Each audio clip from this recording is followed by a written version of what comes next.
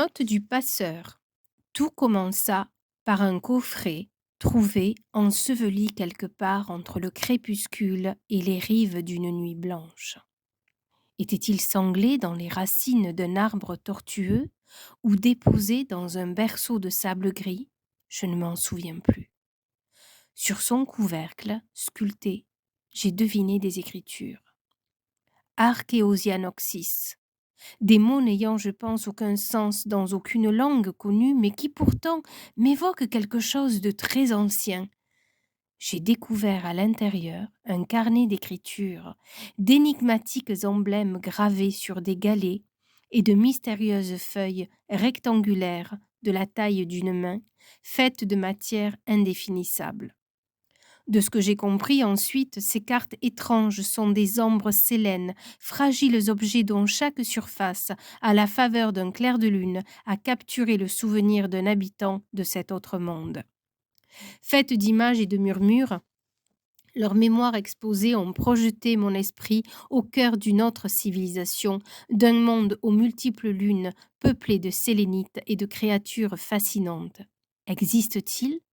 J'en ai douté un instant. N'était-ce pas simplement une vaste fantasmagorie jaillie de mon esprit avide de merveilleux? Juste un reflet de la quête intérieure à laquelle nous sommes tous confrontés? Puis les mois ont passé. Je ne sais comment, j'ai retranscrit dans notre langue les mots ancrés dans le carnet.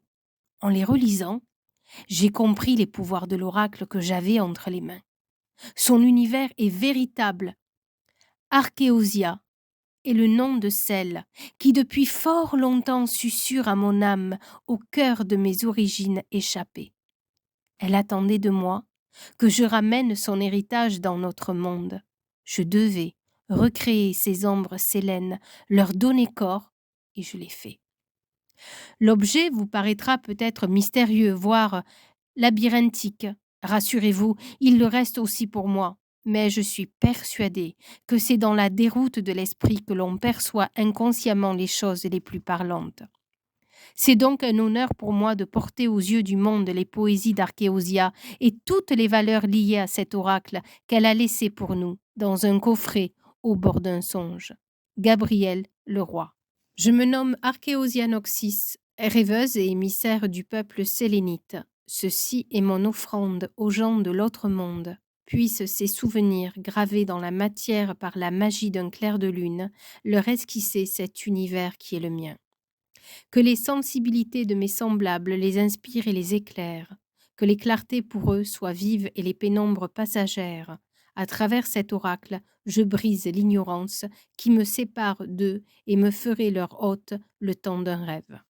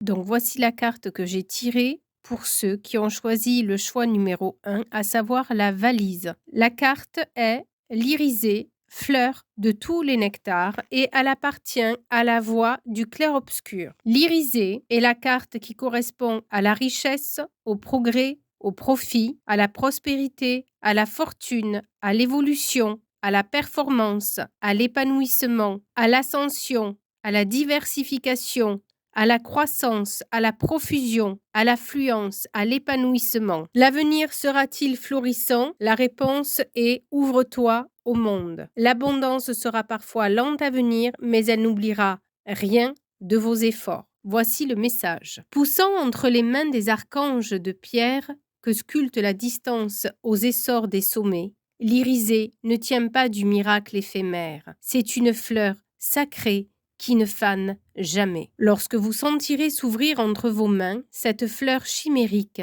dont tant de nos semblables ont mille fois rêvé, cela commencera par un vertige. Elle aspire votre âme, si bien que tout l'univers vous semble n'être plus qu'un négligeable prolongement de ses pétales. Ces pistils aux allures serpentines, tantôt ténébreux, tantôt rutilants, s'extraient et sinuent loin hors de leur corolle, comme curieux de sonder l'air alentour. Vous vous sentez élu le temps d'une respiration. Elle vous laisse humer en même temps tous les parfums que portent les sept mondes, et tandis que ces sèves hypnotiques content à vos sens affolés des épopées mystiques, vous sentez en vous une fraîcheur divine s'infuser. Elle a ce pouvoir lorsque vous la respirez, de recevoir en elle les nectars de vos rêves qu'elle libérera au prochain invité, les charriant ainsi d'une âme à l'autre. C'est sans doute de cette onirique pollinisation que naissent la véritable puissance et la richesse de nos imaginaires.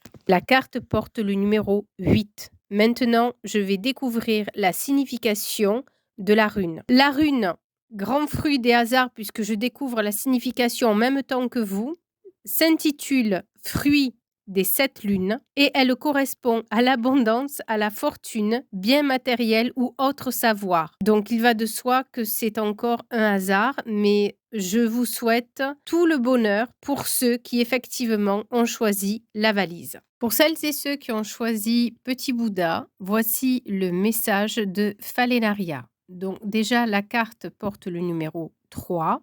Elle s'intitule La demoiselle au 100 visage et elle pose la question est-ce vrai? Elle nous parle de frivolité, de tromperie, d'illusion, d'artifice, de ruse, de flexibilité, de calomnie, de simulacre, d'hypocrisie, de feinte, de comédie, de rumeur, de supercherie, de mensonge, d'ambiguïté. Est-il un choix possible entre la vérité blessante et le mensonge bienfaisant, fait semblant? Voici son message. Nombre d'étoiles disparaîtraient si toutes cessaient de mentir sur leur âge. Mensonge, illusion, hypocrisie ou comédie, le choix est vaste pour nommer ce monstre si charmant. Toutes les émotions, toutes les apparences sont pour elle à portée de phalange, masque de chatte et la donzelle et chatte qui se pavane et qui minaude et qui ondule dans sa fierté voluptueuse. Les gens s'attendrissent devant la douce et fauve créature. Les enfants se barbouillent de joie devant la cabotine jusqu'à ce que d'un geste vif, elle prenne une autre apparence. Elle devient alors vieillard, tout engourdi dans ses marmonnements, grelottant comme s'il avait gardé sur lui tous les hivers de sa vie. Un mouvement discret suffit, et voici venu un autre personnage, une déesse couronnée de mèches diamantées, majestueuse. Elle s'élève sur une robe interminable, toute cousue de torrents d'or et de mercure. Là, c'est la foule entière qui s'ébahit et s'élève avec elle, sublimée, envoûtée, mystifiée, avant de retomber indifférente, car à nouveau s'est ôté le visage, et de la comédienne exempte de traits, dont une bouche délicate seule orne la figure nue, le monde s'est détourné. La lisse étrangeté les indiffère, l'artiste joue là dans une pose son propre rôle. Voyez, sa phalange hésitait un instant sur le choix du prochain masque, lâchant celui de l'éplorer pour un autre plus clair, au large et lumineux sourire. Je vais découvrir maintenant la signification de la rune, puisque je le rappelle, le jeu, je ne le connais pas, je le découvre en même temps que vous. La rune s'intitule Briseur de sorts. Elle nous parle de liberté, de délivrance d'une contrainte, de dépassement d'un blocage ou d'un problème. J'ai ma réponse à ma question puisque moi-même j'avais choisi le choix numéro 2. J'espère que cette review vous aura été utile. Je vous souhaite de bonnes fêtes et je vous dis à bientôt. Merci, au revoir.